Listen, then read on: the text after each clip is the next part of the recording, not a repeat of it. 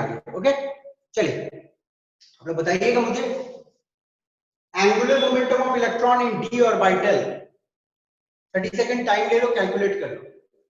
Angular momentum का formula होता है l plus 1 h by 2 pi, bracket के बाहर होती है। ओके कोई मुझे बता सकता है क्या होगा आंसर जल्दी? डी की वैल्यू क्या होती है? 2 होता है। डी के लिए एल का वैल्यू 2 होता है, पी का value 1, D √6h/। Yes 6h आ जाएगी, ये आ जाएगा 2 और 2 + 1 3 h/2 पाई, तो ऑब्वियसली आ जाएगी आपकी आंसर √6h/2 पाई, या इस तरह भी कहीं कहीं आपको लिखा मिल सकता है √6h dash. Okay h dash का मतलब ही होता है h/2 पाई, सिर्फ h डैश लिखा हुआ तो इसका मतलब h/2 पाई ही है। Okay I suppose the idea will be clear. Next one, ready of stationery state, ready of stationery state, ready बोलो रेडियस इन हाइड्रोजन एटम, कौन सा फॉर्मूला करेक्ट है बेटा? ये वाला क्वेश्चन सेकंड वाला, पे आएगा क्वेश्चन, चलिए जल्दी बताइए। Second option. Obviously second option देखो, क्या हम लोगों ने फॉर्मूला पढ़ा था 0.529 n square by z angstrom, ये फॉर्मूला हम लोगों ने पढ़ा था, और 0.529 एंगस्ट्रॉम होती है a नॉट, ये हो जाएगी a naught n square by z, और z हाइड्रोजन की 1 होता है तो a naught n square.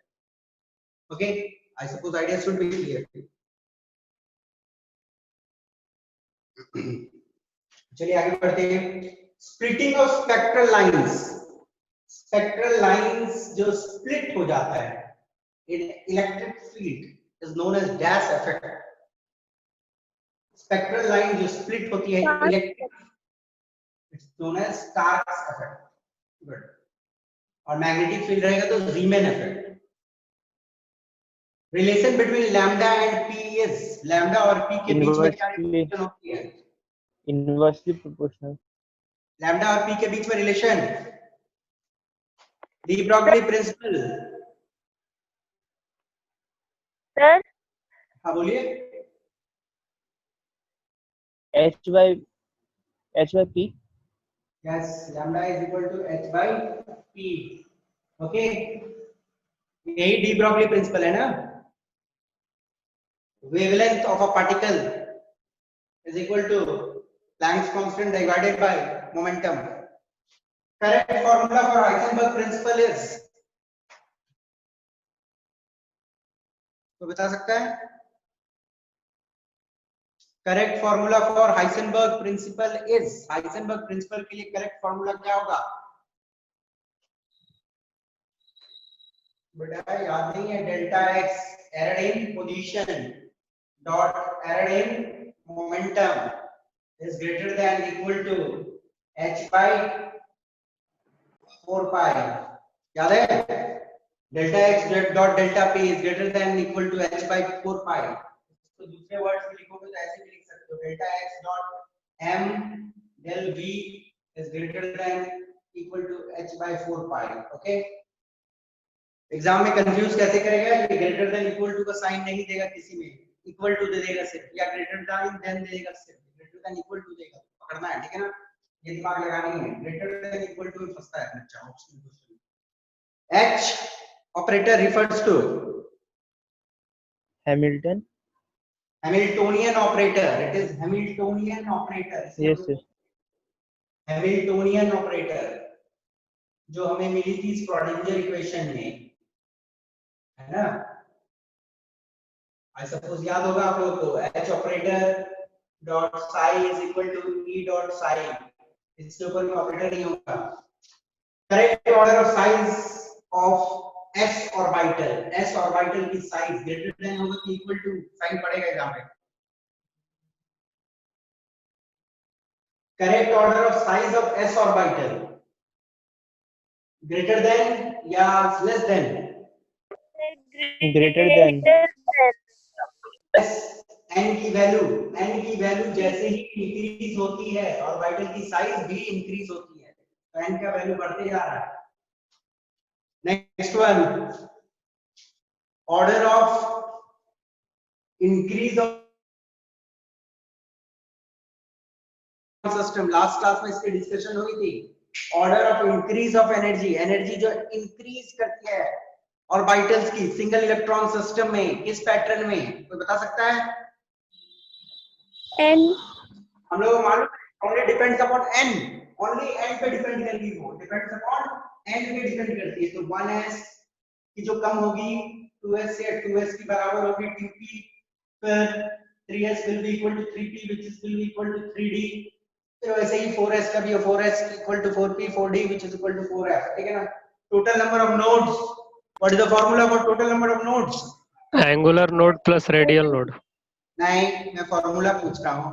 n minus l minus 1। नहीं बेटा, वो तो रेडियल नोड का फार्मूला है। Sir n plus l। देखो देखो कंफ्यूज हो गए। Radial sir n-1। Yes, very good. नाम बताओ, n-1 किसने बोला? Sir Aditya. Aditya, very good बेटा। रेडियल नोड का फार्मूला होता है n-l-1। एंगुलर नोड का फार्मूला है इज इक्वल टू l। तो दोनों को ऐड कर दो ना, टोटल नंबर ऑफ नोड्स क्या होगा? This plus this. आप ऐड करोगे तो क्या होगा? दोनों को ऐड कर दो तो l का गया l गया, हो जाएगी n-1, है ना। चार्ज ऑयल ड्रॉप कितना, जल्दी से बताओ, 10 सेकंड आपके पास इस आंसर के लिए। 1.76 into 10 to the power minus 31 coulomb। मैं पूछता हूं बेटा, चार्ज ऑन इलेक्ट्रॉन इज इतना, नंबर ऑफ इलेक्ट्रॉन अटैच, कितने इलेक्ट्रॉन अटैच्ड है? 10 to the minus 19। कितना? 1.6 into 10 to the minus 19 coulomb। Number of electron attach. एक ऑयल ड्रॉप है, इस ऑयल ड्रॉप में कुछ इलेक्ट्रॉन चिपक गया, ठीक है ना, और टोटल चार्ज जो आया 6.39 into 10 to the power minus 19। Number of electron attach divided by charge of one electron. Total charge है divided by charge of one electron, कितना होगा? 1.6 6.4 मान लो, कितना होगा? 16 4 का कितना होगा? 64 ही होता है ना। तो 1.6 into 4 6.4, 4 into ये कट गया, ये कट गया, कितना हो गया? समझ आया कि नहीं है? समझ आया? ये समझ आया? Yes sir. हाँ ना। देखो सिंपल सी है बेटा, ये है टोटल चार्ज, टोटल चार्ज इसके ऊपर, और चार्ज का सबसे छोटा वैल्यू होता है ये, तो total charge divided by charge का सबसे छोटा वैल्यू निकल जाएगा ना, कितने सारे इलेक्ट्रॉन अटैच होंगे। ओके, क्योंकि एक इलेक्ट्रॉन कितने चार्ज होते हैं, सिंपल सी बात है। चलिए आगे बढ़ते हैं, लेट्स मूव।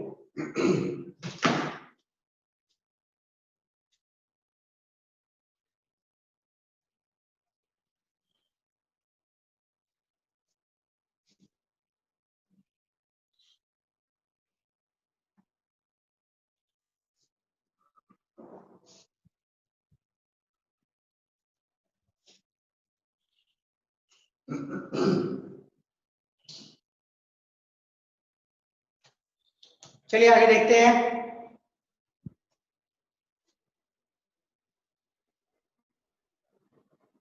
आज हम लोग स्टार्ट करने वाले हैं इलेक्ट्रॉनिक कॉन्फ़िगरेशन प्रिंसिपल।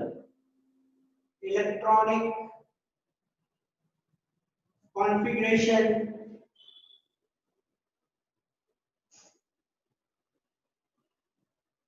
प्रिंसिपल।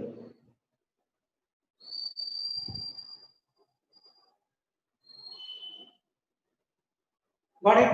चलिए देखते हैं।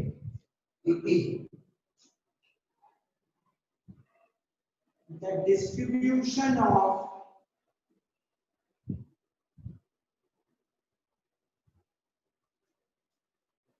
electrons in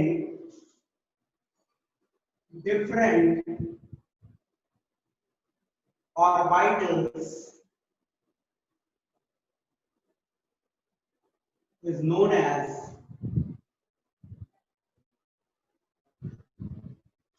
electronic configuration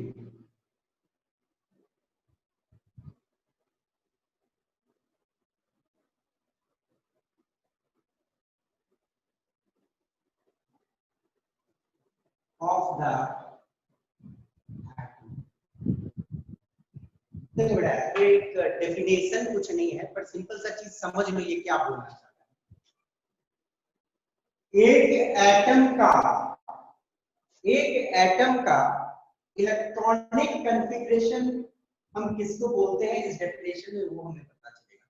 एक एटम का इलेक्ट्रॉनिक कॉन्फ़िगरेशन का मतलब होता है कि किस तरह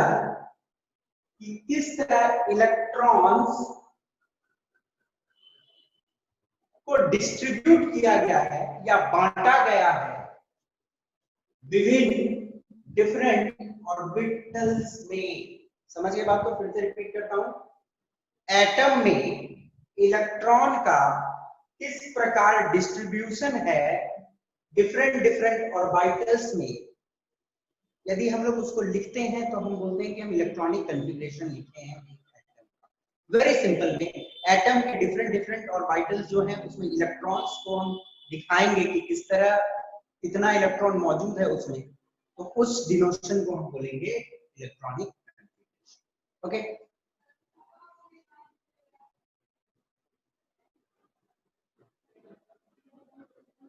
filling of atomic orbitals. Atomic orbitals किस तरह बढ़ते हैं, क्योंकि देखो इलेक्ट्रॉनिक कॉन्फ़िगरेशन हम लिखेंगे तो किसका लिखेंगे, एटॉमिक ऑर्बिटल्स में कितने इलेक्ट्रॉन होंगे, क्योंकि इलेक्ट्रॉन तो एटॉमिक ऑर्बिटल्स ही में रहते हैं। Filling of atomic orbitals is governed by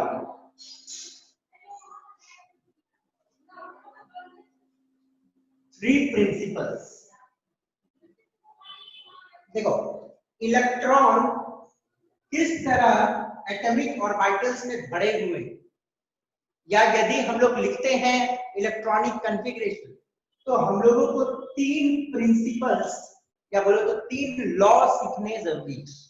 okay, electron किस तरह भरे जाएंगे अलग अलग ऑर्बिटल्स में, उन ऑर्बिटल्स में भरने का नियम तीन प्रिंसिपल्स के तहत डिसाइड होता है। तो चलो एक एक करके हम लोग तीनों प्रिंसिपल्स को देखेंगे।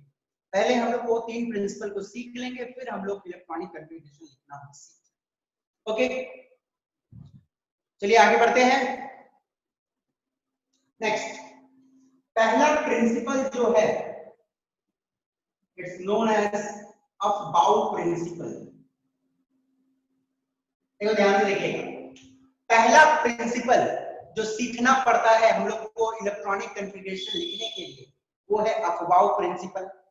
ओके, अफबाउ प्रिंसिपल क्या है, चलो हम लोग देखते हैं। बहुत बच्चे कंफ्यूज होते हैं, अफबाउ कोई साइंटिस्ट का नाम है। नहीं बेटा, अफबाउ कोई साइंटिस्ट का नाम नहीं है। अफबाउ एक जनरल वर्ड है, जर्मन वर्ड, जनरल नहीं, एक German word. The word is derived from a German word meaning building up।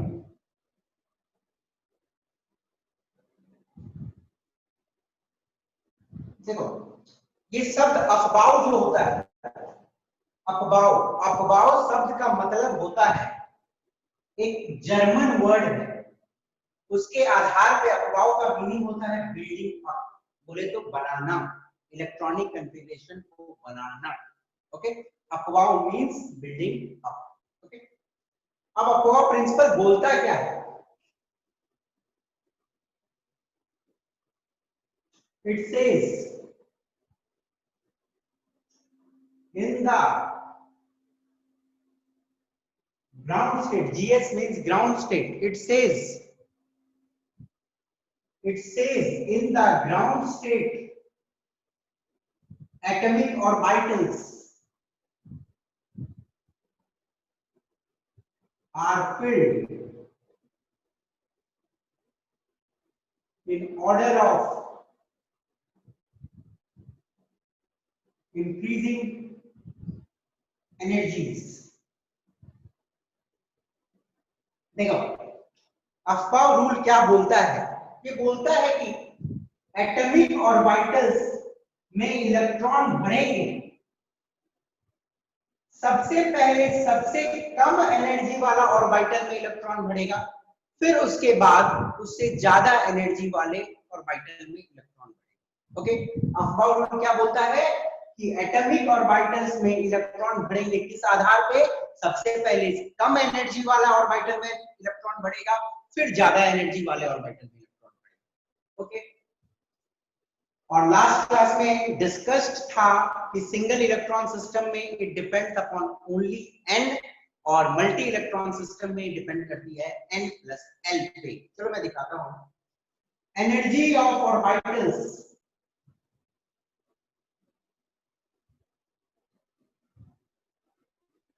Depend upon n plus l। n मतलब प्रिंसिपल क्वांटम नंबर और l मतलब एजीमुथल क्वांटम नंबर, दोनों का value को जोड़ देना है, तब डिसाइड होगी कि किसकी एनर्जी ज्यादा है या किसकी एनर्जी कम है। जैसे एग्जांपल लेता हूं 3D का, आप मुझे कोई बताओ 3D का n प्लस l का वैल्यू क्या होगा, जल्दी। अरे 3D का n प्लस l का वैल्यू क्या होगा, जल्दी बेटा, क्या हो गया? 5 5 होगा। हाँ, 3 का 3 n और d का वैल्यू होता है 2, तो 3 प्लस 2 हो गया 5। ओके, और मैं एक दूसरा एग्जांपल लेता हूं 4s, तो 4s में n प्लस l का वैल्यू क्या होगा? 4 4 प्लस 0 इज इक्वल टू 4। आज बच्चे लोग आंसर नहीं दे रहे हैं, क्या हो गया? तो 3D का एनर्जी ज्यादा है कि 4s का एनर्जी ज्यादा है, जल्दी चार्ज हो। 3D का। बेटा आप लोग चार्ज नहीं हो, आज चार्ज हो जल्दी। 3D का एनर्जी ज्यादा होता है 4s से, क्यों? क्योंकि n प्लस का वैल्यू ज्यादा है, and it's for multi electron system. Multi electron system मतलब जिसमें एक से ज्यादा electron. Okay, as per this law, या बोलो as per this principle, lower n plus l orbitals will be occupied as last की first, lower n plus l orbitals will be occupied last की first। First. जिसका n plus l का value सबसे कम होगा वो सबसे पहले ऑक्युपाई होगा, first. Orbitals having same n plus l value, the orbital with lower dash will be occupied first। बोलो n।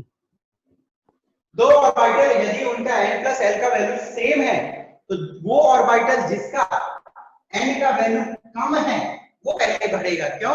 n का वैल्यू कम है तो उसकी एनर्जी कम है, n का वैल्यू ज्यादा है तो उसकी एनर्जी ज्यादा है। ओके, तो आप लोगों को नियम समझ आ गया होगा अफबाउ का। तो सबसे पहले मैं आप लोगों से डिस्कस कर लेता हूं इलेक्ट्रॉनिक कॉन्फ़िगरेशन का मतलब क्या होता है। विभिन्न एटॉमिक ऑर्बिटल्स में इलेक्ट्रॉन भरने का नियम को हम बोलते हैं electronic configuration. Electronic configuration follow करती है तीन प्रिंसिपल को हम लोग को फॉलो करना पड़ता है इलेक्ट्रॉनिक कॉन्फ़िगरेशन सीखने के लिए। पहला प्रिंसिपल होता है अफबाउ प्रिंसिपल। ओके, पहला प्रिंसिपल होता है अफबाउ प्रिंसिपल। अफबाउ प्रिंसिपल बोलता है कि इलेक्ट्रॉन भरेगी एटॉमिक ऑर्बिटल्स में n प्लस l के हिसाब से, मल्टी इलेक्ट्रॉन सिस्टम के लिए जिनका n प्लस l ज्यादा उसमें पहले बढ़ेगा कि बाद में बढ़ेगा? बाद में बढ़ेगा। बाद में बढ़ेगा। जिनका n प्लस l ज्यादा वो बाद में बढ़ेगा, n प्लस l कम तो पहले बढ़ेगा। यही थी रूल अफबाउ, ठीक है ना। अब चलो हम लोग देखते हैं एक एक करके कि ऑर्बिटल्स किस हिसाब से बढ़ेंगे। ओके, पानी पीता हूं थोड़ा सा।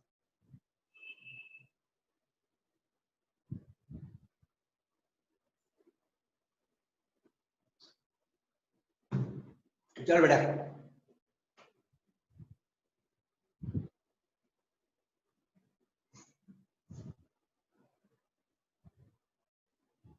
बेटा लिखते जाना या स्क्रीनशॉट लेते जाना, क्योंकि आज के जो लेक्चर दे रहा हूँ ना सब। अच्छा, आप लोग नोट्स बनाते हो कि नहीं? बनाते हैं। नोट्स बना रहे हो कि नहीं बनाते हो? Yes sir. यस सर बना रहे। हाँ हाँ, बनाना है, ठीक है ना। वीडियोस को बाद में देख के या स्क्रीनशॉट ले लो जो पढ़ाता हूँ। तो पहला प्रिंसिपल हम लोग देख रहे हैं, अफवाह प्रिंसिपल, जो हमें इलेक्ट्रॉनिक कन्फिगरेशन लिखने में मदद करेगा। उसको हम लोग सीखते हैं। देखो, बड़ा अच्छा चीज लिखूंगा, इंपॉर्टेंट चीज, और वो कुछ बच्चे को मालूम भी होगा, जूनियर क्लास में पढ़ाया जाता है। 1s 2s, पहला प्रिंसिपल नंबर में तो एक ही ऑर्बिटल रहता है ना, 1s। दूसरा 2s। जो सेल होता है उसमें कितने सारे ऑर्बिटल होते हैं? 2 2। चलो 2s 2p 3s 3p 3d 3f होगा क्या? सर नहीं होगा। Sir no sir. नहीं, 3d तक होगा। 4s 4p 4d 4f 5s 5p 5d 5f आगे होगा, पर हमको रिक्वायरमेंट नहीं है। 6s 6p 6d आगे होते हैं, रिक्वायरमेंट नहीं है। 118 तक लिखा जाता है इतना। Okay, 7s 7p। देखो, ये इतने ऑर्बिटल्स का रिक्वायरमेंट पड़ेगा आपको सारे एलिमेंट्स का इलेक्ट्रॉनिक कॉन्फ़िगरेशन लिखने के लिए। ओके, अब आपके सामने एक छोटा सा क्वेश्चन है, चलो एक एक करके हम लोग n+l वैल्यू लिख देते हैं सबका। मुझे बताएगा 1s का n+l वैल्यू कितना होगा? 1 तो मैं ब्रैकेट में लिख रहा हूँ, ब्रैकेट इज n+l का वैल्यू लिख रहा हूँ, ठीक है ना। 2s का क्या होगा? 2 2 3 का क्या होगा? 3 3s का क्या होगा? 3 3 3p का क्या होगा? 4 4 5 5 4s का क्या होगा? 4 आप देखो, 3d पहले भरना चाहिए कि 4s पर पहले भरना चाहिए? 4s 4p का वैल्यू क्या होगा? 5 4d का वैल्यू 6 4s का वैल्यू 7 7 5s का वैल्यू 5 5p 6 7 होगा कि 6 होगा? 6 होगा सर। 7 8, ठीक है ना। 6 7 8, इसका कितना होगा? 7 7 7, इसका कितना होगा?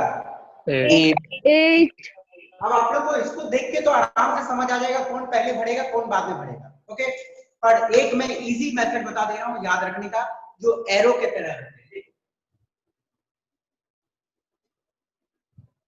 इस एरो के डायरेक्शन में बढ़ोगे, 1s सबसे पहले बढ़ेगा, फिर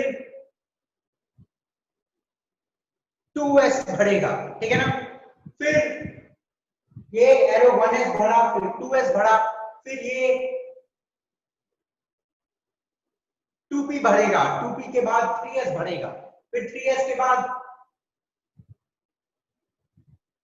3p बढ़ेगा, 3p के बाद 3d नहीं, 3p के बाद 4s एरो में आ गया ना, फिर 3d, 3d के बाद 3d के बाद 4p, 4p के बाद 5s, फिर 5s के बाद 4d, 4d के बाद 5p, 4d के बाद 5p, 5p के बाद 6s, 5d के बाद 6p, 6p के बाद 7s और 6d के बाद 7p। ओके देखो ये पैटर्न में इलेक्ट्रॉन भरेंगे, ध्यान से देख लो आराम से। ओके ये भी होगा पूरा। Okay got it. अब ये पैटर्न को आप आराम से देख लो। सबसे पहले कौन भरेगा?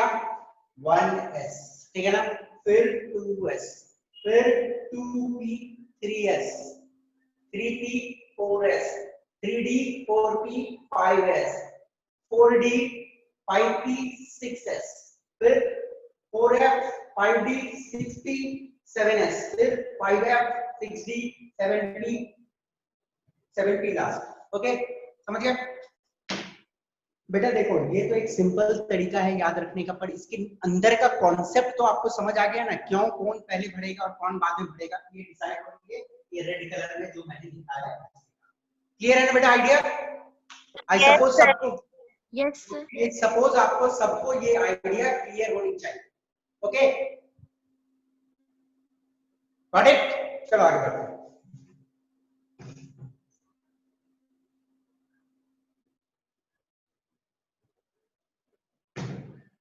चलिए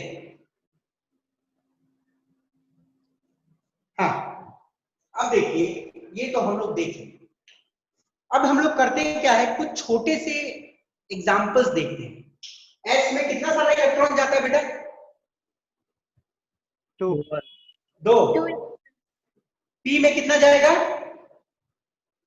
सर 6 6 जाएगा। पी में 3 ऑर्बिटल्स होते हैं, px py pz।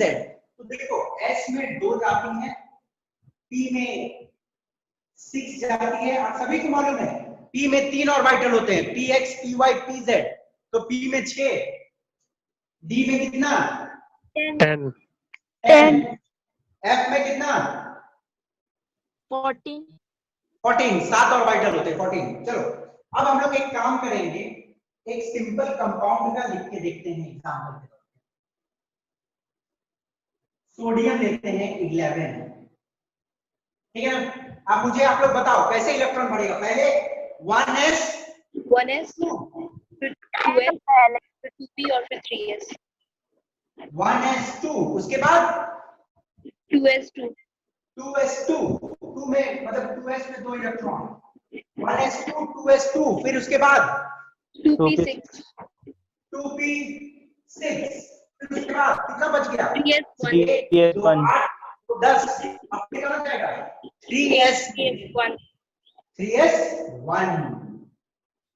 टोटल हो गए 2 2 4 6 10 और 1 11।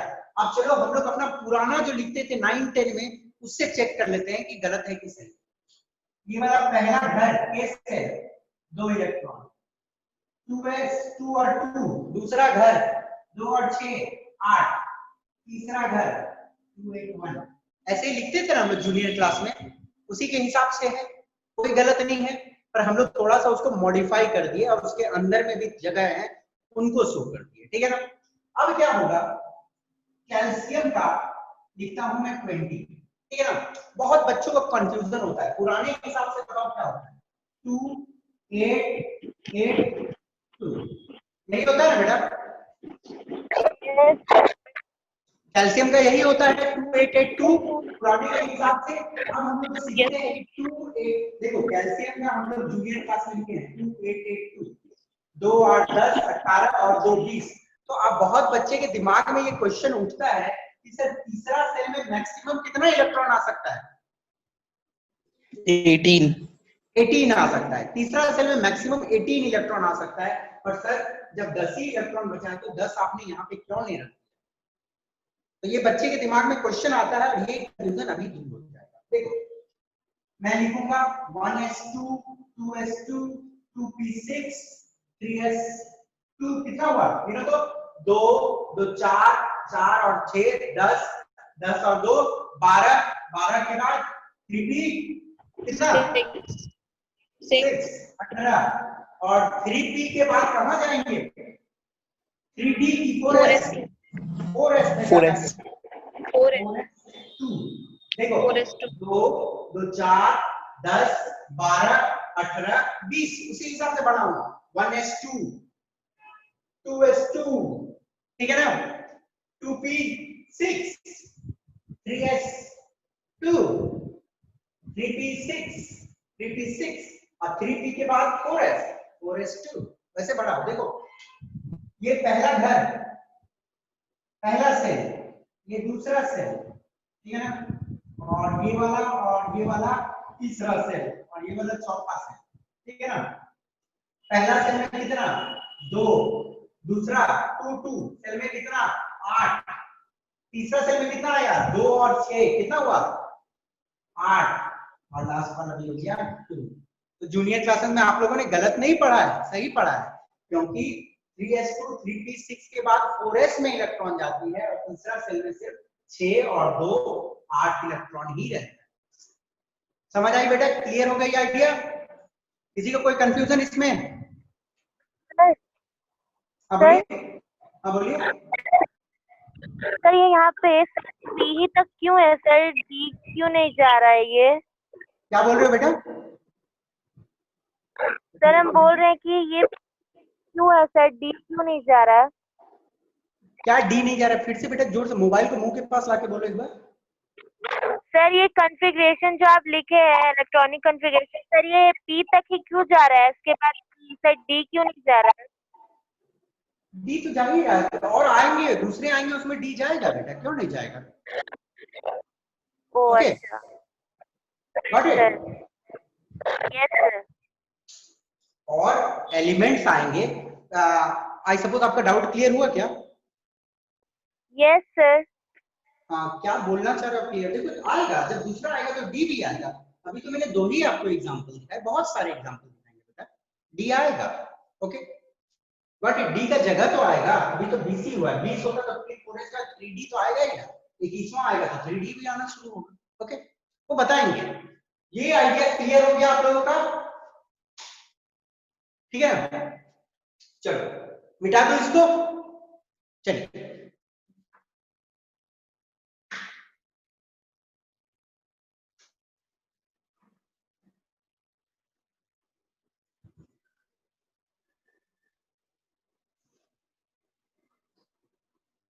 तो ये तो हुआ अफबाउ प्रिंसिपल जो एक अभी तक हम लोगों ने सीखा जो इलेक्ट्रॉनिक कॉन्फ़िगरेशन लिखने में मदद करे।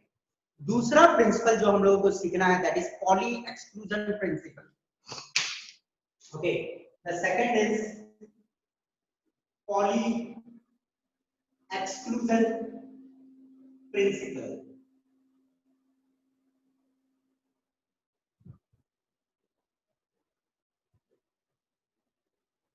पॉली एक्सक्लूजन प्रिंसिपल क्या बोलता है ध्यान से देखिएगा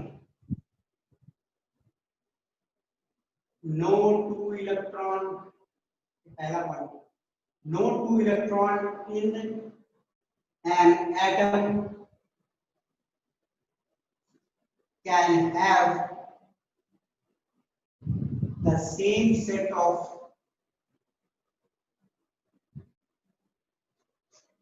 all four quantum numbers। हम लोगों ने देखा था कितने सारे क्वांटम नंबर पढ़े 4 quantum number L N L ML MS पढ़ा था ना principal quantum number azimuthal quantum number magnetic quantum number this is spin quantum number 4 quantum number. तो पॉली का रूल क्या बोलता है कि कोई भी दो इलेक्ट्रॉन का एक एटम में चारों क्वांटम नंबर का वैल्यू सेम नहीं हो सकता है। जिस तरह एक कॉलोनी में दो घर का एड्रेस कभी भी पूरी तरह सेम नहीं हो सकता है उसी प्रकार एक एटम में कोई भी दो इलेक्ट्रॉन का चारों क्वांटम नंबर का वैल्यू सेम नहीं हो सकता है ठीक है। और दूसरा उनका शब्द देखो तो ओनली या ऐसे लिखो maximum 2 electron in N orbital, एक ऑर्बिटल में मैक्सिमम 2 ही इलेक्ट्रॉन रह सकते हैं। पॉली एक्सक्लूजन प्रिंसिपल का दूसरा मतलब समझो, maximum 2 electron in N orbital, एक ऑर्बिटल में मैक्सिमम 2 ही इलेक्ट्रॉन रह सकते हैं, and they must have opposite spin, और उनकी जो स्पिन होनी चाहिए वो ऑपोजिट होनी चाहिए। एक यदि अपवर्ड स्पिन है तो एक की स्पिन डाउनवर्ड होनी चाहिए, ठीक है ना। ऑर्बिटल, एक ऑर्बिटल में 2 ही इलेक्ट्रॉन रह सकता है और दोनों इलेक्ट्रॉन की स्पिन जो होनी चाहिए ऑपोजिट होनी चाहिए, ठीक है ना। अब चलो इसको थोड़ा समझते हैं, ये जो पहला वाला मैंने लिखा है इसको हम लोग समझने की कोशिश करते हैं ये क्या हो रहा है कि कोई भी 2 इलेक्ट्रॉन का चारों क्वांटम नंबर का वैल्यू सेम नहीं। एक्चुअली क्या होता है, ये जो 4 क्वांटम नंबर्स होते हैं, 4 क्वांटम नंबर्स आर एड्रेस या बोलो तो or identity of electron, address बोलो या आइडेंटिटी बोलो। जैसे आइडेंटिटी कार्ड होता है, सबका आइडेंटिटी कार्ड में नंबर होता है और सारे नंबर कुछ डिफरेंट होते हैं, ओके।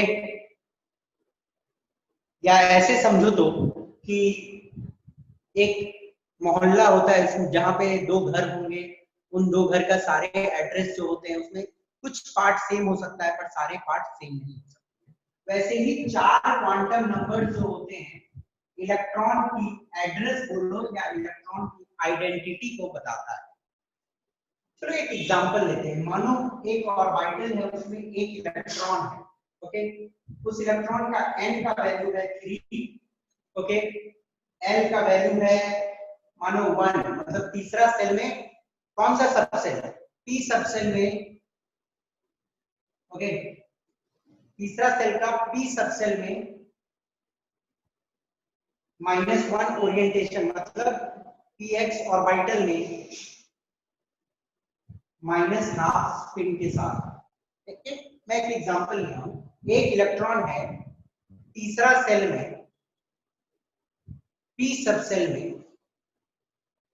और px ऑर्बिटल में विथ अ स्पिन ऑफ -½ तो उस ऑर्बिटल में एक और इलेक्ट्रॉन रह सकता है, तो उसका भी तीसरा सेल होगा,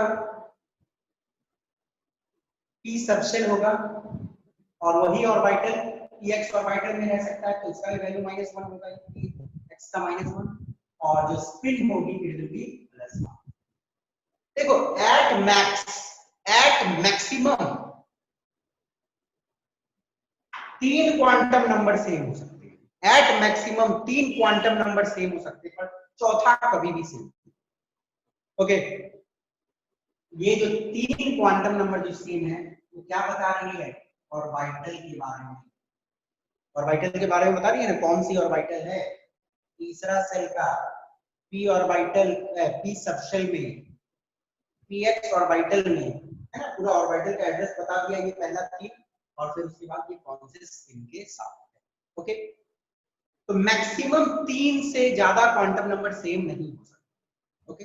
चारों डिफरेंट हो सकती है नो डाउट, पर सेम 3 से ज्यादा कभी नहीं, क्योंकि 2 घरों का एड्रेस कभी भी पूरी तरह से सेम नहीं हो पाएगा। यदि दोनों -½ रहता तो वो तो सेम ही इलेक्ट्रॉन होता, ओके।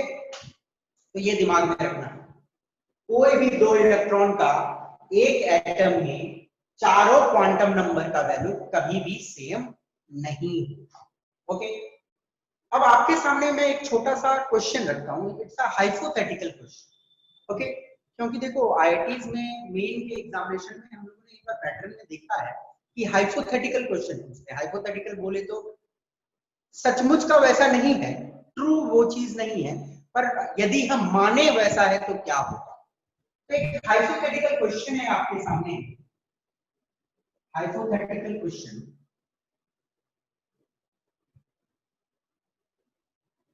मतलब एक कॉन्सेप्ट दूंगा मैं आपको और उस कॉन्सेप्ट पे आपको डिसाइड करना है क्या होगा, ओके।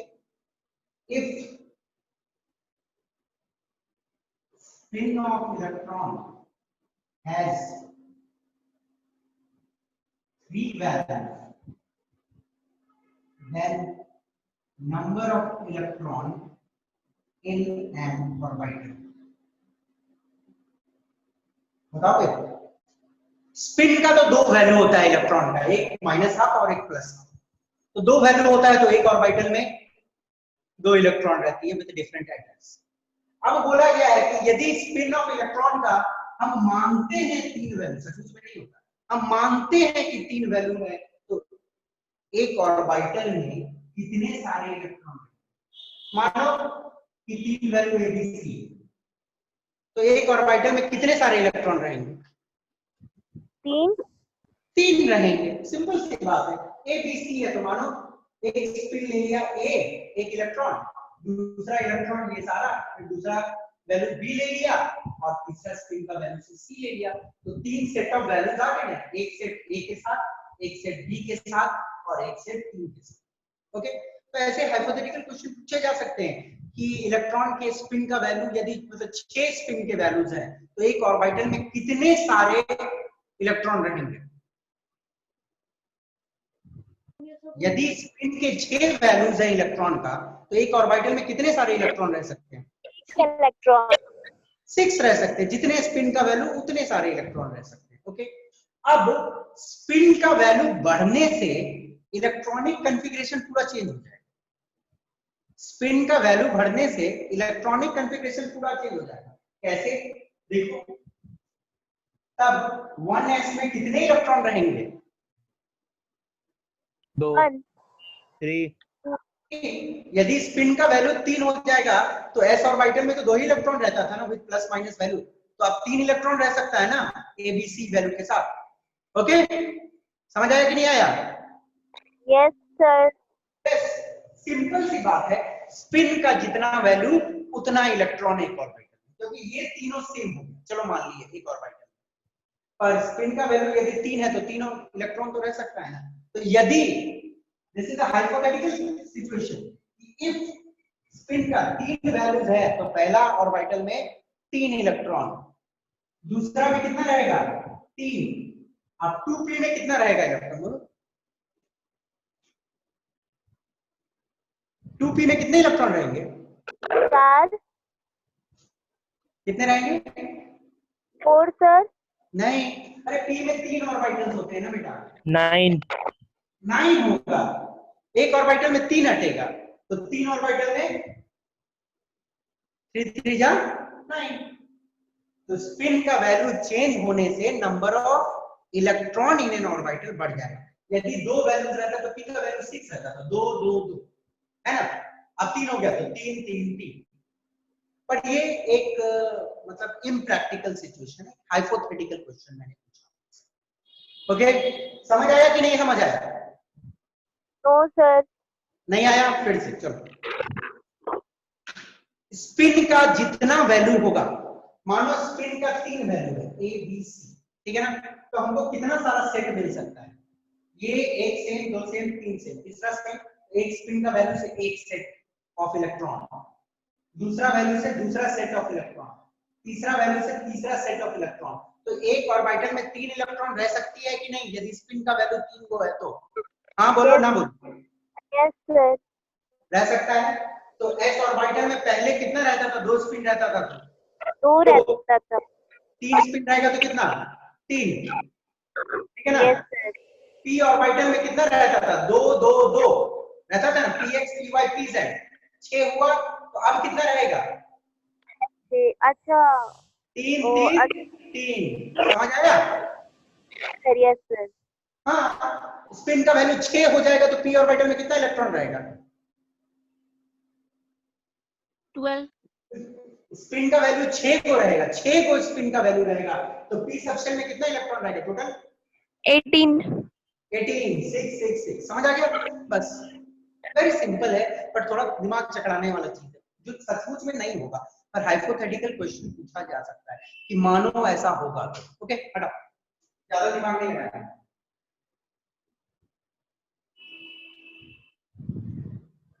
अब एक क्वेश्चन मैं पॉली एक्सक्लूजन प्रिंसिपल से और पूछूंगा आपसे, और इसका जवाब कौन देता है मैं देखता हूं। बड़ा ही इंटेलिजेंट क्वेश्चन है, पर देखिएगा कौन इसका जवाब होगा। Pauli exclusion is the question. Pauli exclusion principle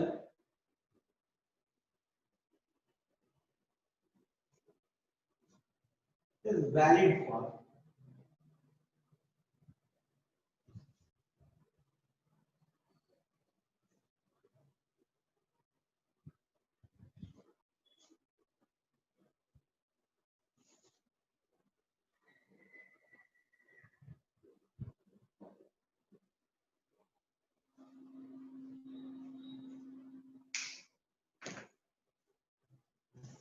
20 second काफी है।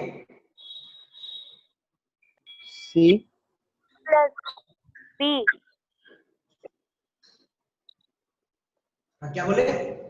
C Sir, B. हाँ, क्या बोल रहा है? कौन क्या बोल रहा है? नाम बताओ, क्या बोल रहा है? सर बोलिए। पुष्कर हाँ, नाम बताइए कौन सा? Sir, B. B. Yes, sir. Pushkar C हाँ, सी।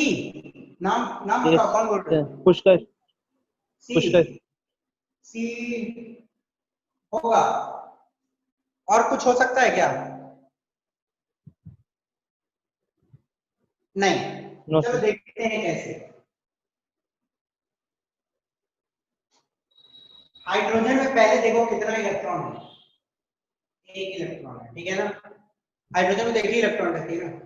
H प्लस में कितने इलेक्ट्रॉन है? 0 इलेक्ट्रॉन है। जो इलेक्ट्रॉन है वो भी निकल गया। H माइनस में कितने इलेक्ट्रॉन है? 2 इलेक्ट्रॉन इलेक्ट्रॉन, ठीक है ना? आप देखिए पॉली एक्सक्लूजन प्रिंसिपल क्या बोलता है? कोई भी दो इलेक्ट्रॉन का चारों क्वांटम नंबर सेम नहीं होगा। तो भैया पॉली प्रिंसिपल लगाने के लिए कम से कम 2 इलेक्ट्रॉन तो चाहिए ना। कोई भी 2 इलेक्ट्रॉन का चारों क्वांटम नंबर सेम नहीं हो, तो कोई 2 इलेक्ट्रॉन तो चाहिए ना। 2 इलेक्ट्रॉन किसमें? H माइनस में। ओके, तो पॉली एक्सक्लूजन प्रिंसिपल यहां से वैलिड होना चाहिए। ओके, एनी 2 मतलब कोई भी 2 इलेक्ट्रॉन का चारों क्वांटम नंबर सेम नहीं होगा। 2 इलेक्ट्रॉन की जरूरत है कि नहीं? ये वाला आंसर। Okay, clear? चलिए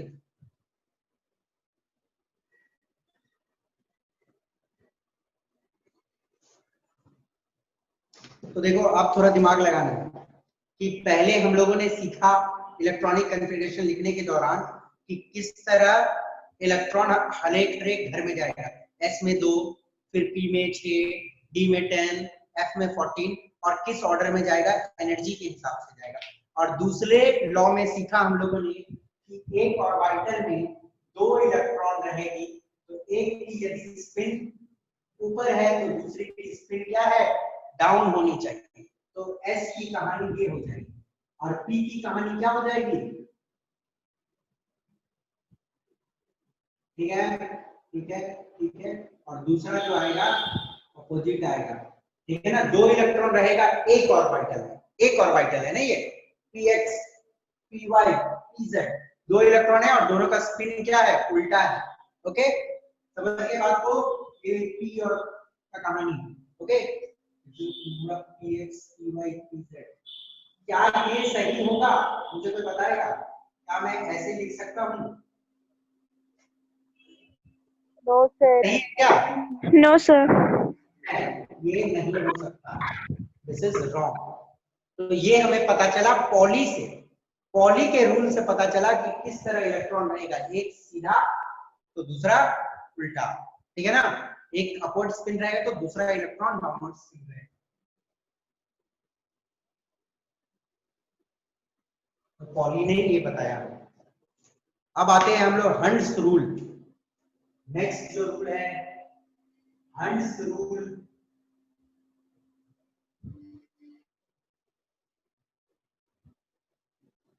of maximum multiplicity। Hund's rule जो है it is valid only for degenerate orbitals.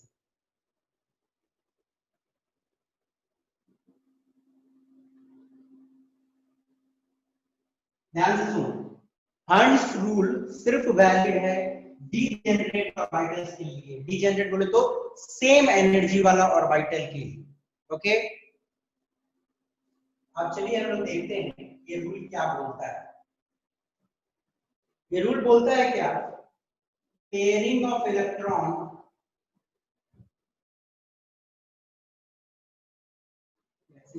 pairing of electron in an orbital of the same subshell will not take place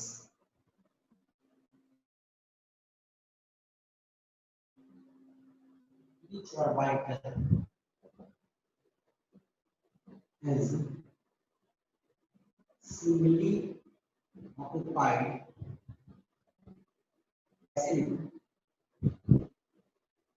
gets one electron each with parallel spin। देखो इतना बड़ा मैंने dialogue लिख दिया हूं, इस डायलॉग को पढ़ने से पहले मैं आप लोगों को कुछ चीज समझा देता हूं। हर रूल जो है वो वैलिड होता है फॉर सेम एनर्जी वाला ऑर्बिटल्स। तो फॉर एग्जांपल मैं लेता हूं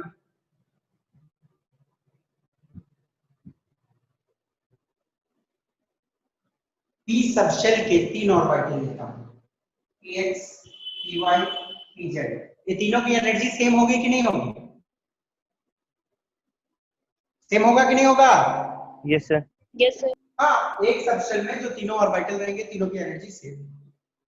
तो हर्ट्ज रूल बोलता है क्या कि इलेक्ट्रॉन ऑर्बिटल में बढ़ेगा जब, तो बढ़ेगा कुछ इस तरह, एक इलेक्ट्रॉन जो आएगा पहले बढ़ेगा px में, तो दूसरा इलेक्ट्रॉन फिर यहीं नहीं बढ़ जाएगा। ध्यान से सुनना, पहला इलेक्ट्रॉन जो आएगा पहले एगो इसमें बढ़ेगा, फिर दूसरा इसमें बढ़ेगा, फिर तीसरा इसमें बढ़ेगा, फिर उसके बाद ही पेयरिंग स्टार्ट होगी। ओके, समझ गए? समझ लो इन सिंपल, यदि एक एटम के पास 3 इलेक्ट्रॉन है, ठीक है ना, एक एटम के पास 3 इलेक्ट्रॉन है, तो ऐसा नहीं कर सकता है कि पहले दूगो इसमें भर लिया और फिर इसमें एक और ऐसे भर लिया, नहीं, ये नहीं कर सकता, ये गलत है। उसे क्या करना पड़ेगा, पहले 3 इलेक्ट्रॉन है तो पहले एगो सब में भरना पड़ेगा। ओके, पहले एगो सब में भरेगा, बट इट, और जो बढ़ेगा पहले एगो उन सबकी स्पिन जो रहनी चाहिए सेम रहनी चाहिए, या तो अपवर्ड रहेगा या तो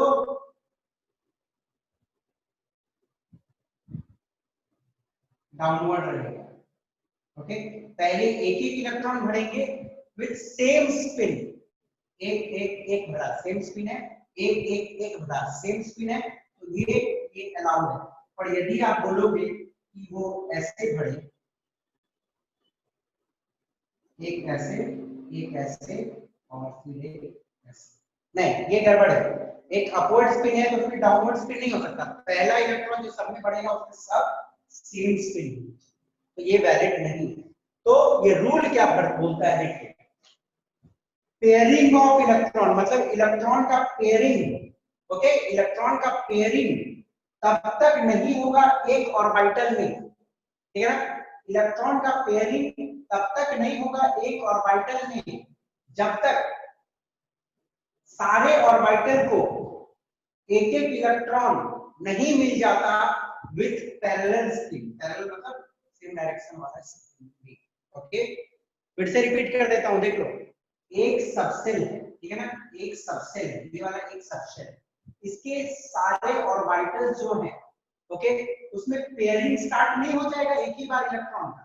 पहले क्या होगा, सब ऑर्बिटल में एक इलेक्ट्रॉन घुसेंगे विद पैरेलल स्पिन, फिर उसके बाद ही पेयरिंग होगा।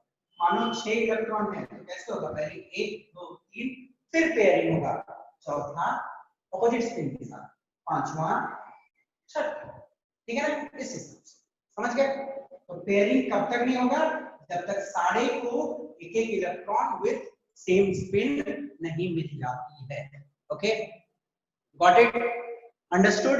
अब मानो डी ऑर्बिटल में इलेक्ट्रॉन भर दिए, तो डी ऑर्बिटल में कैसे इलेक्ट्रॉन भरेगा? डी ऑर्बिटल में कैसे इलेक्ट्रॉन भरेंगे? 1 2 3 4 5, ठीक है ना? तो पहला इलेक्ट्रॉन आया, दूसरा इलेक्ट्रॉन आया, पैरेलल स्पिन, तीसरा आया, चौथा आया, पांचवा आया, छठा से पेयरिंग होगा, छठा, सातवां, आठवां, नौवां और 10वां, ठीक है ना? तो डी में इस तरह कितने हो जाएंगे?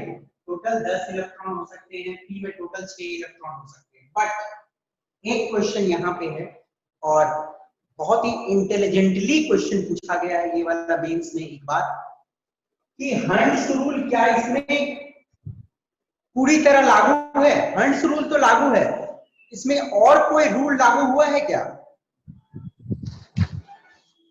Yes sir. कौन सा रूल लागू हुआ और बताओ तो?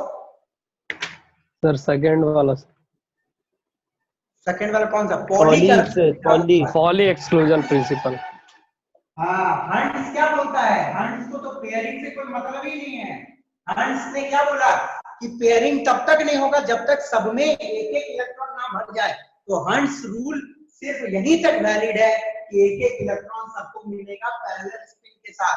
फिर उसके बाद जब आप पेयरिंग शुरू करते हो विद ऑपोजिट स्पिन, तब लगती है आपकी पॉली की रूल लगती है, ठीक है ना? तो हंड्स फिर उसके बाद पेयरिंग करने के लिए पॉली की रूल लगाते हैं। समझ आ गए? तो ये क्लियर होनी चाहिए यार, हंड प्लस पाउली का रूल लगा है, ठीक है ना?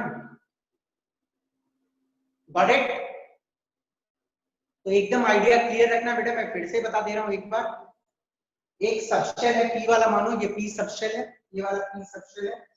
अब पी सबशेल के एक कोई भी पर्टिकुलर ऑर्बिटल में पहले पेयरिंग नहीं हो जाएगा, पहले सब में एगो एगो घुसेगा विद सेम स्पिन, ठीक है ना? अप स्पिन तो अप स्पिन, फिर उसके बाद पेयरिंग की कहानी।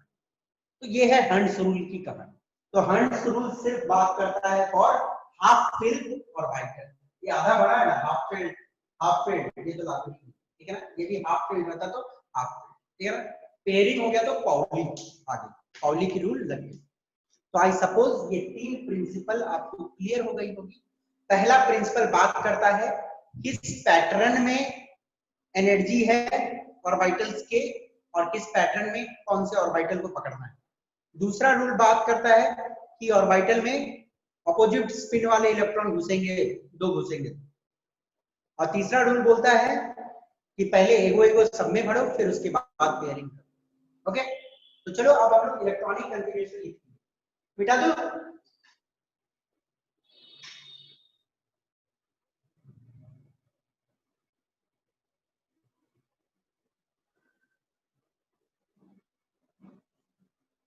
पहला चैप्टर का लास्ट टॉपिक, चलिए पहला चैप्टर का लास्ट टॉपिक। ऐसा ही एक दिन आ जाएगा बेटा जब क्लास 12 का लास्ट चैप्टर का लास्ट टॉपिक करेंगे, और उस दिन तक इतना तैयार कर लेना है अपने आप को कि हमें आईआईटी या मेडिकल कॉलेज में पहुंचना है।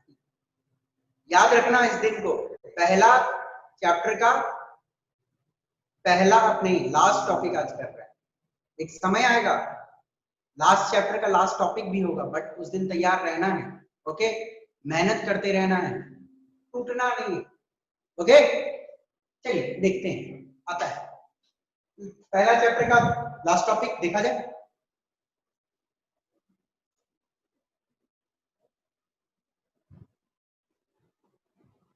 चलो अब इलेक्ट्रॉनिक कॉन्फ़िगरेशन का प्रिंसिपल हम लोगों ने देख लिया पूरा। अब इलेक्ट्रॉनिक कॉन्फ़िगरेशन लिखना है। इलेक्ट्रॉनिक कॉन्फ़िगरेशन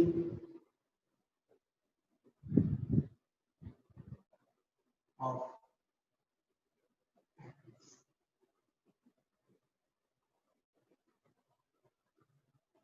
ठीक है। तो इलेक्ट्रॉनिक कॉन्फ़िगरेशन लिखने के लिए 2 मेथड होते हैं। The first one is SPDF notation जो पहला मेथड होता है वो होता है SPDF notation, 1s2 2s2 3s2 ऐसे करके लिखते हैं। सेकंड होता है orbital diagram method, orbital diagram method.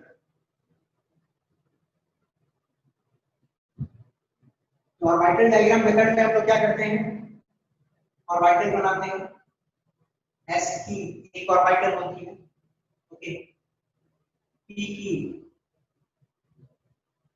3 orbitals होते हैं, है ना, पी सबसे के 3 ऑर्बिटल्स, पी की और डी की 5,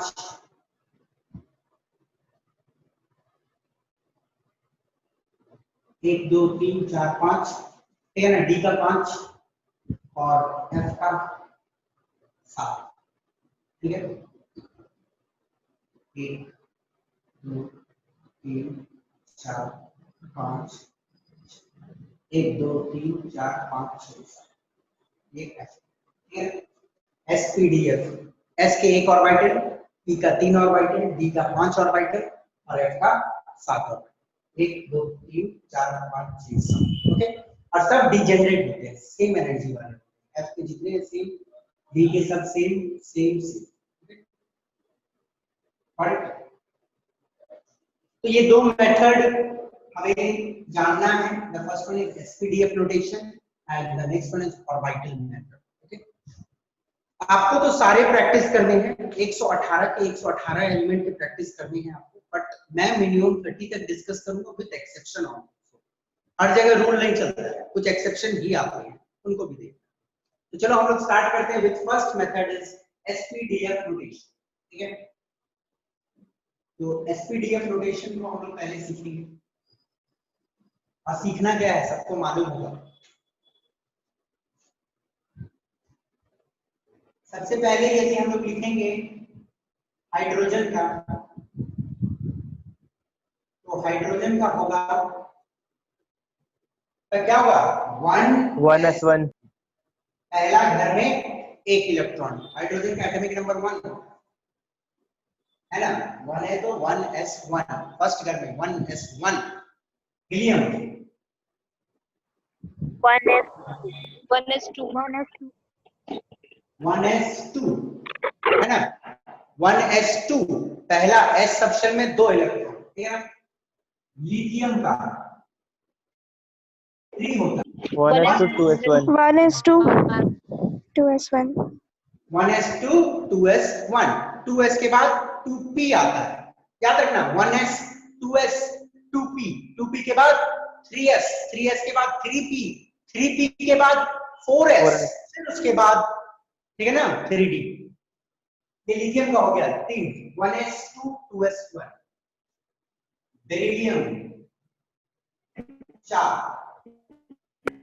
1s2 2s2, कोई दिक्कत नहीं, 2 2 4, understood, 1s2 2s2। Boron 1s2 2s2 2p1, बोलो साथ में बोलते रहो आप, Yes, sir. कार्बन बोलो 1s2 मत ही बोलो, आप लोग मत बोलो, सब बोलने लग जाओगे तो फिर किसी को कुछ सुनाई नहीं देगा, रहने दो आप लोग बेटा, ठीक है ना, क्लास में बोलेंगे सब साथ में। अभी बंद कर दो भाई, 6 है, यदि मुझसे गलती होगा, यदि मैं गलत लिखूंगा तब आप लोग बोलोगे, ठीक है ना। 1s2 2s2 2p2, 2 2 4 2 6। Nitrogen 1s2 2s2 2p5 2p3 होगा सर, 2p3 है ना, yes 2 2 4 3 7, very good. 1s2 2s2 2p कितना 4 4 4 2 6 2 8, ठीक है ना। अब आ जाता है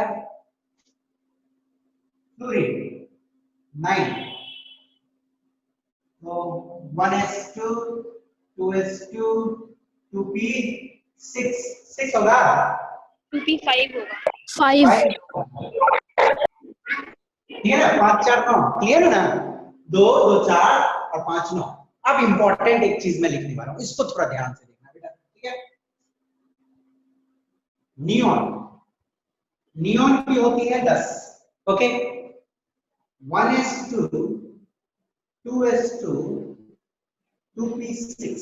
देख पी ऑर्बिटल का कहानी खत्म हो गया, ध्यान से देखना। एक मैं बड़ा इंटरेस्टिंग चीज बताऊंगा आप लोगों को।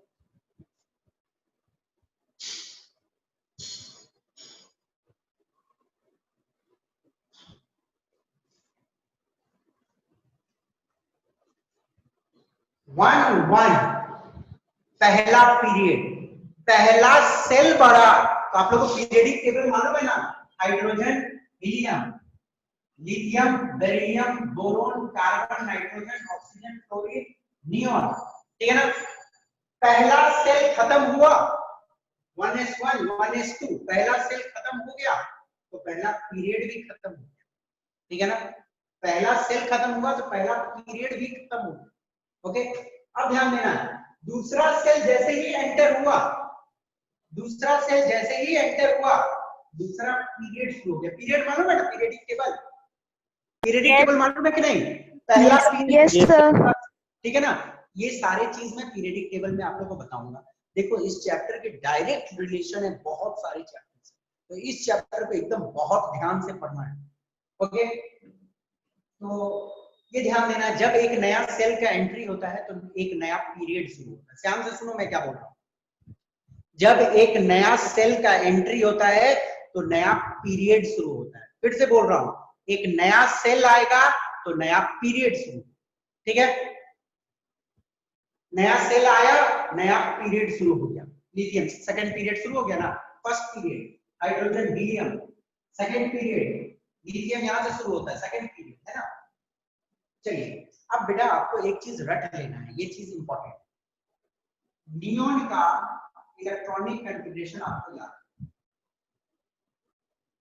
2p6 खत्म हो गया, मतलब आपको मालूम है ना पीरियडिक टेबल जो खत्म होता है, एक पीरियड हीलियम, नियन, आर्गन, वो खत्म कहां पे होता है, नोबल गैस में खत्म होता है। फिर उसके बाद दूसरा पीरियड शुरू हो जाता है।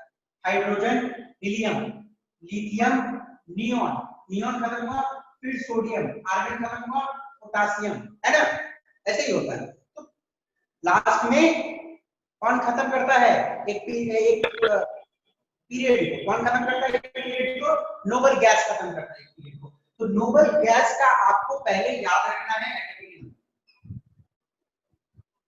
नोबल गैस का आपको एटॉमिक नंबर याद रखना है 10। नियॉन का एटॉमिक नंबर होता है 10 और 10 के आने से 2p खत्म, ठीक है ना। 10 के आने से 2p खत्म। अब हम एक नया पीरियड का शुरुआत करेंगे, तब में नया सेल आ रहा है। तो सोडियम जो आ रहा है, सोडियम 11। तो देखो बेटा हम लोग क्या करेंगे, ऐसे लिखते हैं एक एनक्लोज करके ब्रैकेट में। तो ऐसे करके एनक्लोज करके ब्रैकेट में लिख दिए, मतलब इसका क्या है कि नियॉन का कॉन्फ़िगरेशन लिख दिए, ऐसे लिख दिए n, तो इसका मतलब 1s2 2s2 2p6 लिख चुके हैं, ओके। तो मैंने लिखा नियॉन, ठीक है ना। नियॉन मतलब 10 तक लिखा गया। शॉर्ट बताए कि इतना इंसान कितना लिखेगा, 1s2 2s2 2p6 कितना लिखते जाएगा, पॉसिबल भी नहीं है ना। तो नियॉन मतलब 10 खत्म हो गया। फिर उसके बाद कौन आएगा, 3s 3s आएगा नया। हाइड्रोजन, हीलियम, लिथियम, नियॉन, फिर क्या सोडियम।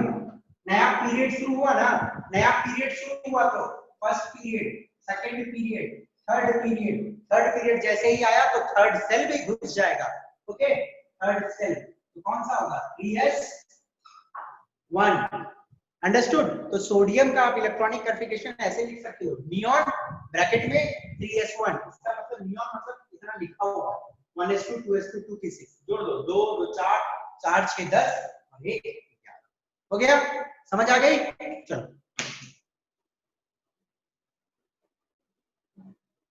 अब कैल्शियम का, सोडियम के बाद कैल्शियम, तो कैल्शियम का कितना होता है? सोडियम और कैल्शियम थोड़े होता है। मैग्नीशियम, मैग्नीशियम का क्या होगा बोलो जल्दी।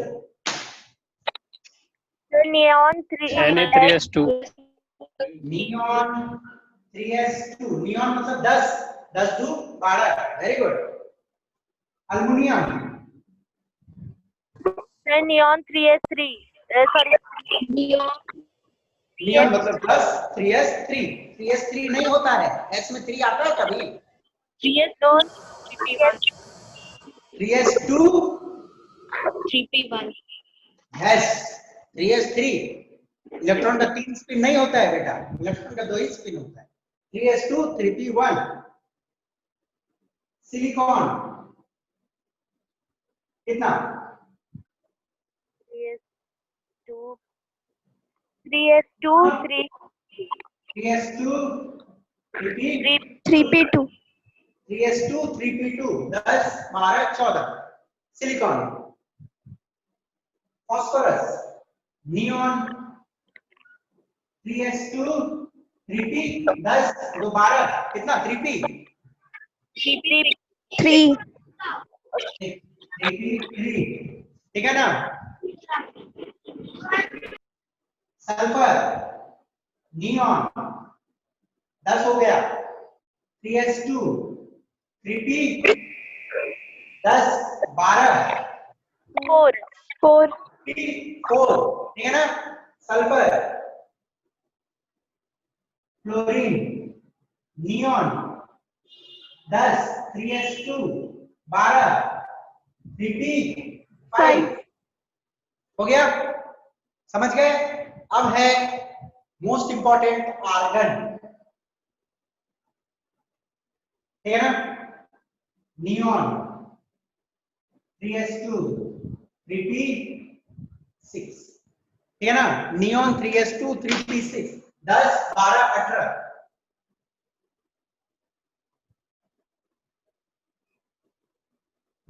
ये 18 हो गया, तो तीसरा पीरियड खत्म हुआ। अब बोलोगे सर 3 के बाद 3d तो आता है, आपने तीसरा पीरियड क्यों खत्म कर दिया बेटा?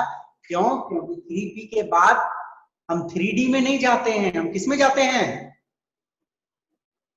4s 4s में जाते हैं। तो एक नया सेल आ गया, मतलब एक नया पीरियड शुरू हो गया, ठीक है ना? नया सेल आ गया तो नया पीरियड शुरू हो गया। तो ये ध्यान देना है, आर्गन में नियॉन 10 3s2 3p6। अब देखो ये पिक्चराइजेशन कैसे करना है कि दिमाग में, कि कैसे हम लोग पूरा पीरियडिक टेबल का इलेक्ट्रॉनिक कॉन्फ़िगरेशन आपको लिखने आना चाहिए इस तरह शॉर्ट में। देखो पहले दिमाग में कैलकुलेशन लगाओगे, हीलियम, हीलियम में 2 खत्म हो जाता है, 1s2 खत्म हो जाता है, ठीक है ना? फिर नियॉन में क्या खत्म हो जाता है? 2p6 खत्म हो जाता है, ओके? आर्गन में क्या खत्म होता है? 3p6 खत्म होता है, और फिर क्या आएगा? आर्गन के बाद 4s एंटर हो जाता है। तो हम लोग लिखेंगे आर्गन के मिटाना हो, ठीक है ना?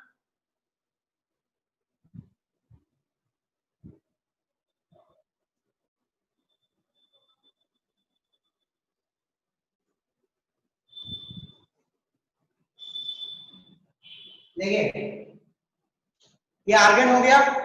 आर्गन के बाद आता है पोटासियम।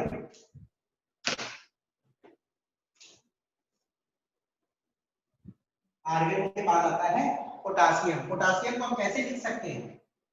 खत्म हो गया ना? 18 खत्म हो गए आर्गन। फिर कौन सा? 4s1 18 और 1 19, ठीक है ना?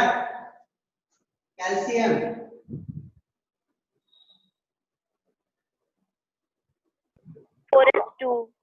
ठीक है ना? Scandium, argon 4s3 21, titanium, argon 4s3 होगा, बोलो 4s3 होना चाहिए क्या? No sir. तो बोलते नहीं हो। 2p1 4p1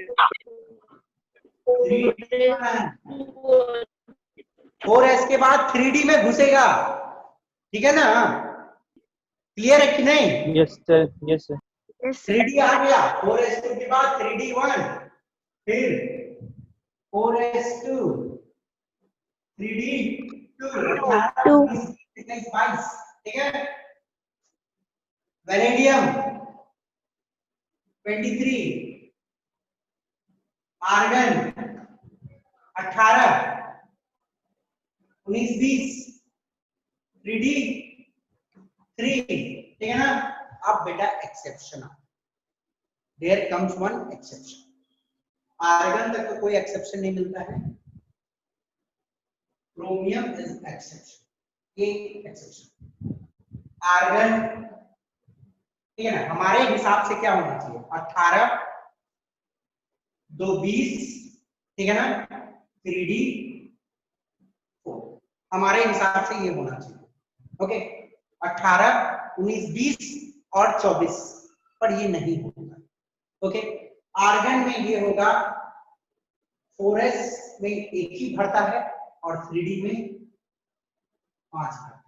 ये एक एक्सेप्शन है, और ये क्यों एक्सेप्शन है ये भी मैं आपके साथ जिक्र करूंगा। ये एक्सेप्शन क्यों है, ये होती है सिमेट्री की कहानी, वो जिक्र होगी आपके साथ। ओके,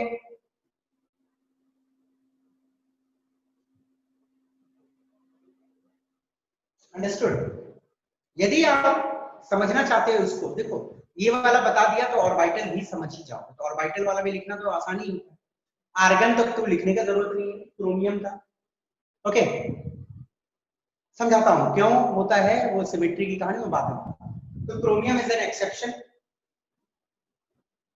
मैंगनीज लिख सकता है सब, कोई दिक्कत नहीं होगा। आयरन भी सब लिख लेगा, कोबाल्ट भी सब लिख लेगा, निकल भी सब लिख लेगा 28, कॉपर 29, जिंक 30, ठीक है ना? आपको मैं छोटा सा होमवर्क दे रहा हूं कि 25 से लेकर 100 तक, 118 तक आपको लिखना है। ओके, पर कॉपर इज एन एक्सेप्शन, वो मैं डिस्कस करता हूं आपके सिलेबस में। 2 एक्सेप्शंस हैं, क्रोमियम और ये।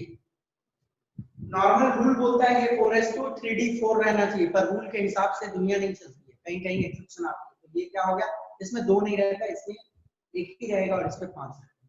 कॉपर में भी ऐसी एक्सेप्शन आती है। कॉपर का कैसे होगा, 4th सेल है तो आर्गन रहेगा ये 4th पीरियड में, तीसरा जो आर्गन खत्म हुआ, फिर 4s2 18 और 2 20, हम लोग जैसा सोचते हैं कि ऐसा होना चाहिए, 18 2 20 और 9 29, पर ऐसा नहीं होता है। कॉपर एक्सेप्शन, एक्सेप्शन कॉपर का हो जाएगा आपका, ये नहीं होगा, इसमें 4s1 और 3d 10, okay, 3d 10, understood? This is an exception, ये दिमाग में रखना है कॉपर का। और क्रोमियम का very important, normally 4s2 3d 4 होना चाहिए, पर इट्स 4s1 3d 5, 18 19 20 5 24, 18 2 होना चाहिए पर 2 नहीं रहेगा, एक ही रहेगा, 18 19 और 10 19, 9 रहना चाहिए। These are 2 exception, दुनिया रूल के हिसाब से नहीं चलता है। केमिस्ट्री यही प्रूव है कि केमिस्ट्री में आपको बहुत सारे एक्सेप्शंस मिलेंगे, क्योंकि दुनिया भी सिंपल रूल से नहीं चलता। हम लोग क्या करते हैं, एक रूल बनाते हैं और उस रूल में मैक्सिमम चीजों को फिट करने का कोशिश करते हैं, बट कुछ एक्सेप्शन रहेंगे जिनको हमें सीखना है, क्योंकि ये लाइफ है, लाइफ रूल से नहीं चलता है। हम रूल बना लेंगे क्या, चलो ऐसे ऐसे हम लोग जिएंगे तो सक्सेसफुल हो जाएंगे, बट एक्सेप्शंस आएंगे, उन्हें भी फेस करना है। ओके, तो chemistry is basically life only, सारे रूल्स नहीं है, एक्सेप्शन है। Okay, got it?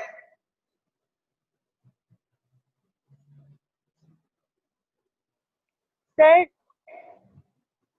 सर हाँ बोलो बेटा। सर हम लोग को केमिस्ट्री का टीपीपी मिल सकता है? मिलेगा मिलेगा, सब मिल रहा है, सब अपलोड होगा, काहे चिंता कर रहे हैं, सब मिलेगा बेटा, एवरीथिंग यू विल गेट। पहले मैं जितना, देखो मैं पहले क्या बोला, डीपीपी क्वेश्चंस होते हैं, पहले मैं जितना करवा दिया क्वेश्चन, जितना थ्योरी करवा दिया उसको बढ़िया से पढ़ लो पहले, फिर मिलेंगे आपको राइट टाइम में। आप एक ही बार बनाने लग जाओगे तो फंस जाओगे, first clear your theories.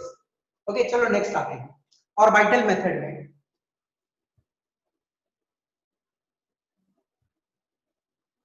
Orbital method में हम लोग ऑर्बिटल्स बनाते हैं।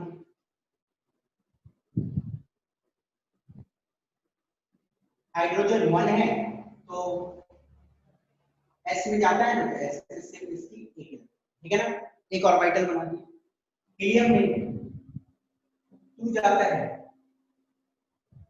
तो एक ऐसा स्पिन, दूसरा नीचे स्पिन। लिथियम 3 होता है तो s पर देखो सेम में पेयरिंग हो जाए, ये ध्यान दो।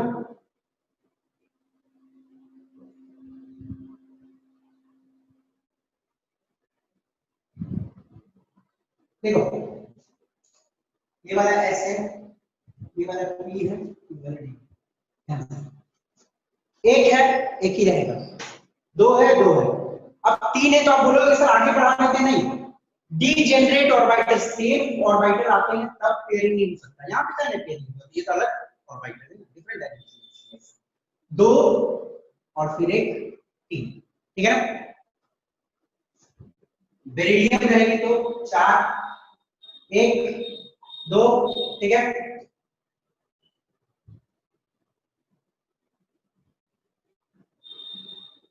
तीन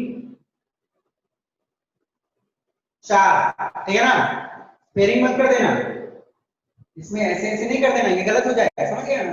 2 हो गया तो फिर डीजेनरेट ऑर्बिटल आ गया, डीजेनरेट में एक और फिर दूसरा भी पैरेलल स्पिन, हंस रूल लग गया यहाँ, है ना, गॉट इट।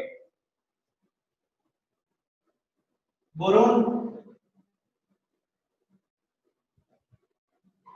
ठीक है, बढ़ गया,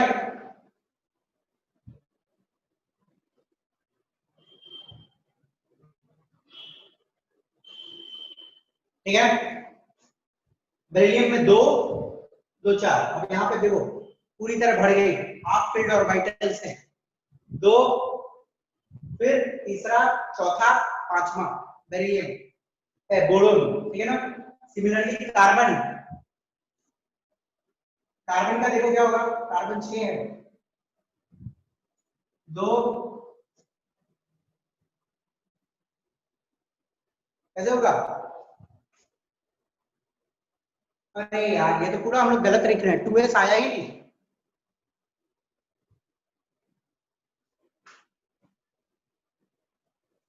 ये हम लोग पूरा गलत लिख रहे हैं, 1s के बाद 2s आता है ना, ये 1s आएगी,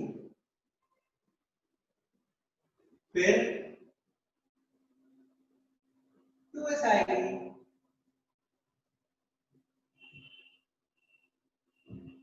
फिर 2p आएगी, ऐसे ना आएगा बेटा, 1s के बाद 2s आएगा तो 1s के बाद 2p डायरेक्ट भरने लग जाएंगे क्या, तो वो गलत लिखा रहा था, ओके रॉन्ग। तो चलो हाइड्रोजन का देखते हैं, चलो इसी में देखते हैं सबका, हाइड्रोजन का 1, हीलियम का 1 2, ठीक है ना, हाइड्रोजन हीलियम लिथियम 1 2 और फिर एक क्या, सिंगल स्पिन 2 3, ठीक है। बेरिलियम का 4 है ना, 1 2 3 4, ठीक है, और ये सब में तो रहेंगे ही नहीं, क्योंकि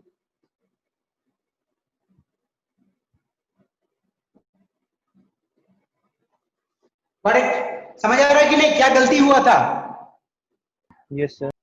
समझ आया ना, 1s के बाद तो 2s आएगा ना, तो डायरेक्ट कैसे लिख सकते हैं। चलो एक काम करते बेटा, इसको रहने देते हैं आज, इसको रहने देते हैं, इस चैप्टर को नहीं खत्म करते हैं आज, नेक्स्ट क्लास में इलेक्ट्रॉनिक कॉन्फ़िगरेशन को थोड़ा एक्सेप्शन के साथ जिक्र कर देंगे, एक और क्लास पढ़ लेते हैं इसको, और वहां पे कुछ सारे क्वेश्चंस भी कर लेते हैं, ओके, और डाउट्स को भी देख लेते हैं उस क्लास में। तो लास्ट क्लास एक और रखते हैं इसका, जहां पे हम लोग इसको अच्छे से देखेंगे ऑर्बिटल डायग्राम को, क्योंकि 1s के बाद 2s आएगी, कंफ्यूज नहीं होना, 1s के बाद 2p थोड़े आ जाता है, 1s 2s 2p, ठीक है ना। फिर क्या आएगा बोलो, 1s 2p, फिर 3s। ठीक है ना, वो हम लोग देखेंगे। तो एक और क्लास हम लोग इसको डील करते हैं with orbital diagram and stability of orbitals and with a lot of questions, और उसके साथ आपके डाउट, ओके। सो आज इस टॉपिक को छोड़ दीजिए यहीं पे, इसको रीडिस्कस करेंगे फिर से। So thank you for today, बेटा meet you in the next class, thank you.